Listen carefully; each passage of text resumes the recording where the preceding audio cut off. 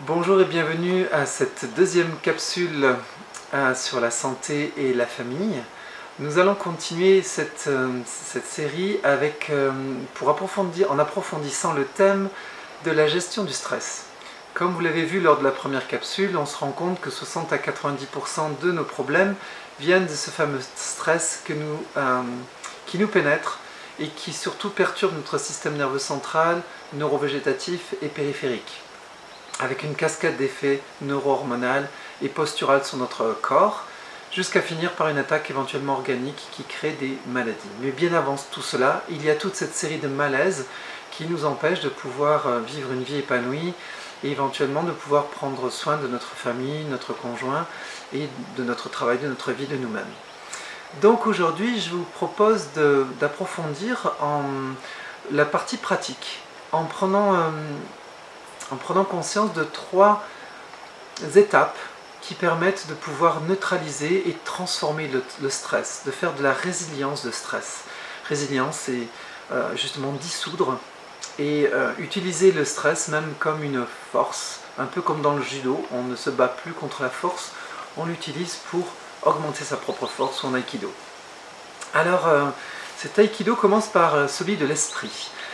Dans ces 3 méthodes, nous allons voir l'importance de travailler avec notre psychisme, avec nos émotions et en posant des actes, des gestes, des actions. Avec ces 3 méthodes, on peut dissoudre n'importe quelle problématique, n'importe quel stress, qu'il soit relationnel, qu'il soit même physique ou chimique. On peut arriver à transmuter l'impact du stress sur notre corps. La première méthode est le fruit des neurosciences. Elle est basée sur la compréhension du cerveau. Le cerveau, c'est une interface électrique et chimique avec le champ de la conscience. La conscience, on l'a vu un peu lors de la dernière capsule, elle se fonde sur des perceptions extérieures, ce qu'on appelle la neurocognition, avec les 5 sens et d'autres sens comme la proprioception, qui sont des 6e sens, et encore d'autres sens qui sont de plus en plus décrits maintenant par les neurosciences. On peut percevoir notre environnement. On a des perceptions électromagnétiques, on a des perceptions au niveau de notre plexus solaire. On peut sentir quand quelqu'un rentre dans une pièce alors que l'on n'entend pas. On perçoit cela dans notre corps électrique qu'on appelle. Donc on a de nombreux sens, beaucoup plus que 5 en fait, qui nous permettent de percevoir l'environnement extérieur.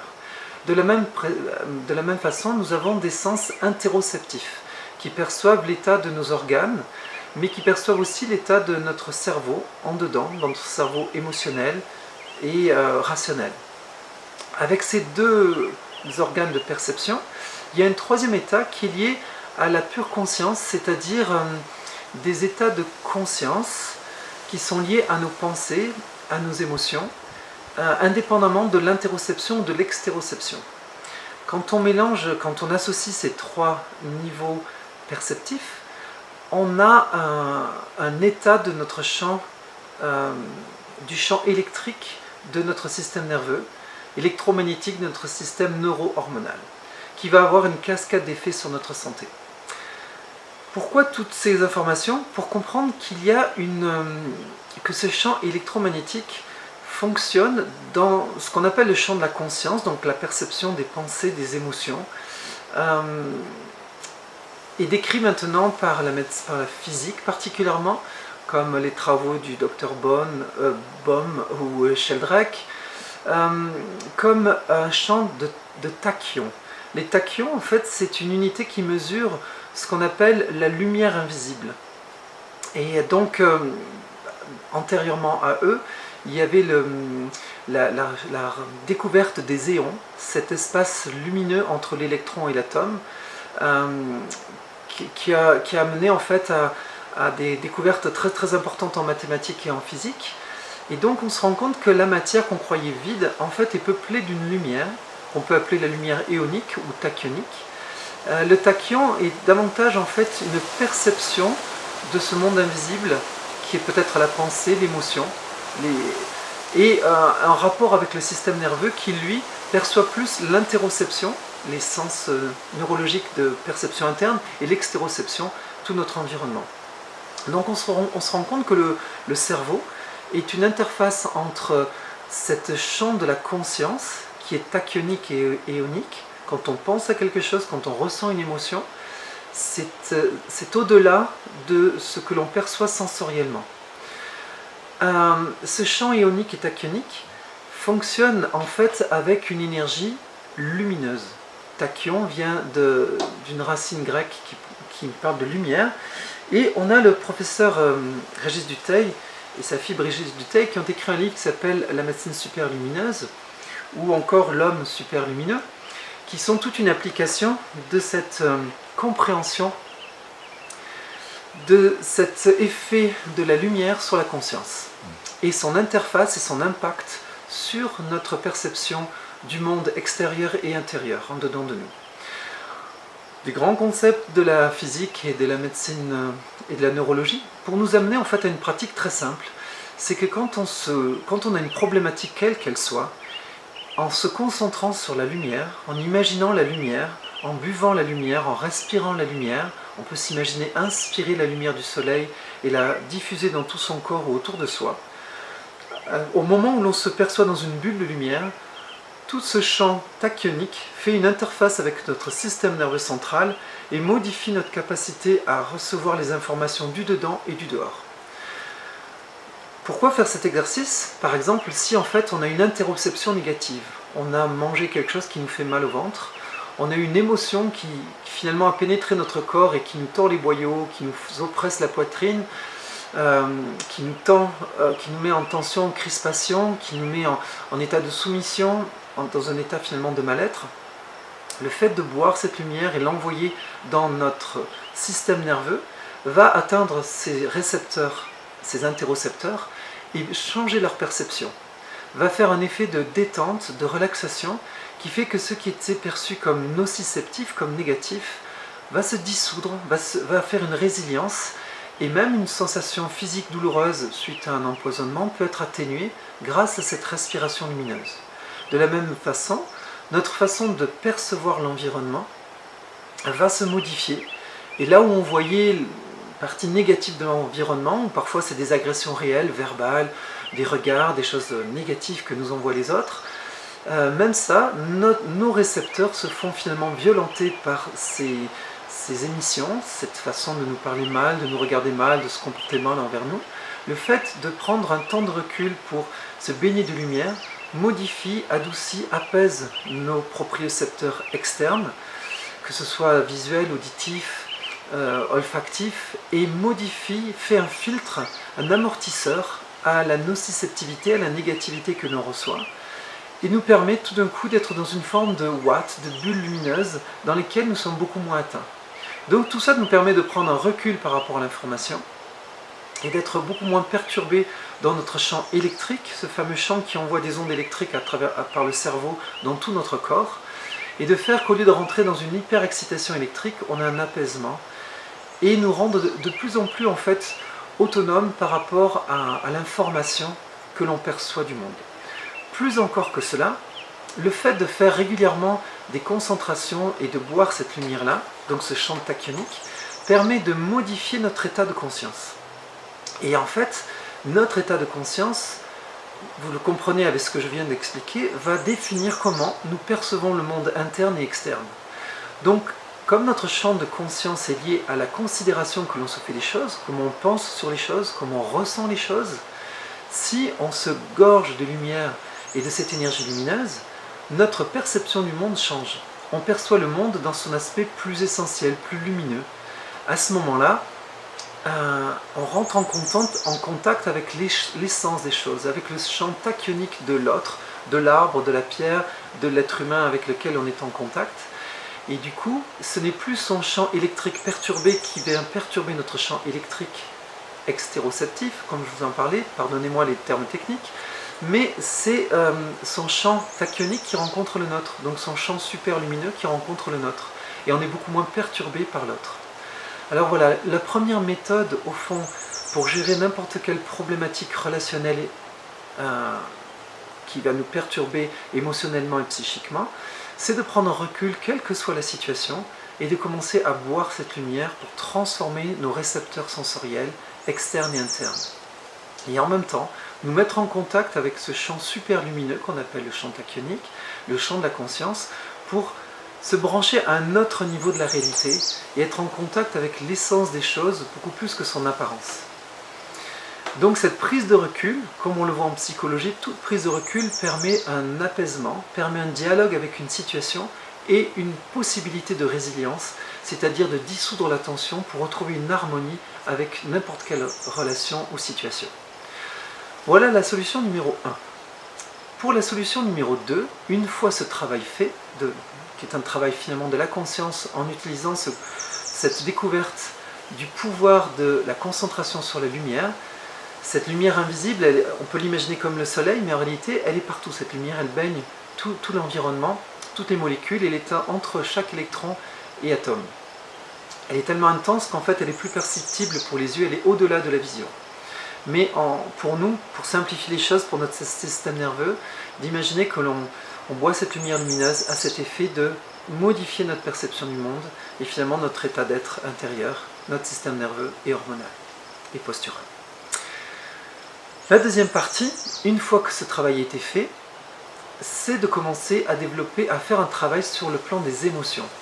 C'est-à-dire de réchauffer notre niveau émotionnel. Parce que toute situation difficile, conflictuelle, déclenche un axe entre l'adrénaline ou les glandes surrénales et notre hypophyse dans le système nerveux central, et on se met dans un état de survigilance avec cet effet adrénergique, les catécholamines, ces fameuses hormones du stress qui nous crispent, et notre système nerveux se tend, et cette tension a pour effet de refroidir littéralement l'intérieur de notre être. En se crispant, on bloque la circulation sanguine, et finalement on ramène le sang dans les parties vitales pour survivre, mais on se met dans une situation où, de stress, donc bien connu, il peut y avoir des sudations, il peut y avoir toutes sortes de mécanismes dans le corps, mais globalement, nos émotions deviennent de plus en plus, perdent leur caractère chaleureux, affectueuse, pour finalement être sous un mode de colère, de bataille et de défense. Dans cet état-là, on perd la capacité de dialoguer, on est dans le réactif, et selon notre vécu, selon notre biographie, le milieu dans lequel on a évolué et le travail qu'on a fait sur soi, cette réaction va toujours être instinctive et le plus souvent destructrice. Et par la suite, bien sûr, on va regretter et on va tâcher de ramasser les pots cassés. Mais bien sûr, c'est souvent trop tard. Alors, pour éviter d'amplifier ce mécanisme réactif avec des émotions négatives qui nous sont imposées, ou bien que l'on cultive, il y a moyen de pouvoir cultiver des émotions positives. Un de ces moyens-là a été mis en évidence par ce qu'on appelle la cohérence cardiaque ou la synchronisation cardiaque. De nombreux auteurs en parlent. C'est une façon de travailler avec la respiration en se concentrant sur le cœur, sur le cerveau, sur différents organes. Il y a 5, 6, 7 organes qu'on peut synchroniser avec une respiration profonde et lente. Ça, c'est une méthode, je dirais, extérieure, qui permet avec la respiration de s'apaiser, d'apaiser ses fréquences, sa fréquence respiratoire, sa fréquence neurologique, et dans l'apaisement, on peut faire place à des émotions plus positives. Une autre méthode qui est, je dirais, peut-être plus simple encore, mais qui peut s'accompagner, et en tout cas qui va donner de la profondeur, c'est tout simplement, après avoir fait ce premier exercice de contact avec la lumière, qui permet de modifier sa perception, tout simplement de se concentrer sur des émotions positives. Et là, toutes les qualités traditionnelles que l'on connaît depuis notre éducation, la gentillesse, la bonté, l'indulgence, la tendresse, la compassion, le pardon, l'empathie, l'amour bien sûr, de donner, d'excuser le comportement de quelqu'un. Donc toutes ces attitudes, qu'elles soient charitables, empathiques, peu importe le nom qu'on leur donne, vont nous permettre de nous mettre dans un état émotionnel qui tout d'un coup va nous mettre à faire une chaleur dans le cœur, une chaleur dans le plexus solaire et une chaleur dans notre cerveau. Dès que l'on sent cet état de chaleur commencer à changer notre circulation sanguine, c'est gagné. On vient de transmuer des émotions qui peuvent être négatives, mais en même temps, on peut le cultiver de temps en temps dans la journée, de prendre un temps de repos, voir les lumières, se concentrer sur une qualité qui nous touche, la noblesse, la grandeur, le panache, le courage, toutes les émotions, toutes les qualités ou les vertus, en se concentrant dessus, génèrent une émotion positive.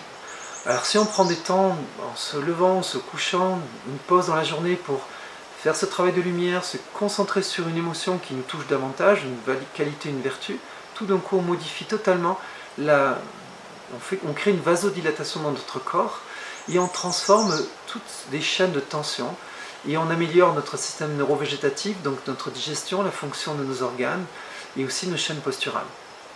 Enfin, le dernier point, c'est le geste.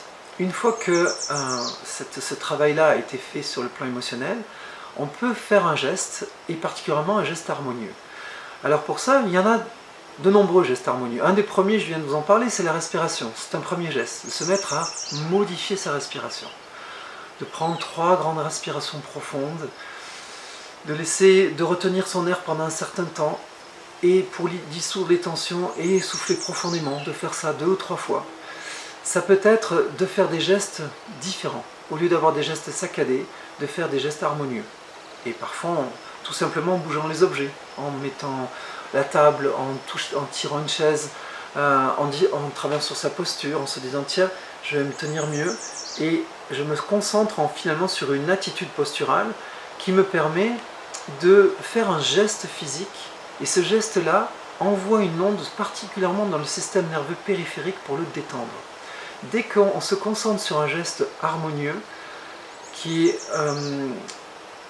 travaille sur la posture, cela nous permet de pouvoir être beaucoup plus centré et libérer notre système périphérique. Donc pour ce qui est de cette partie-là, vous pouvez aussi l'utiliser quand vous mangez, 3 fois par jour, de contrôler vos couverts et de contrôler votre marche, donc d'utiliser finalement des choses de tous les jours.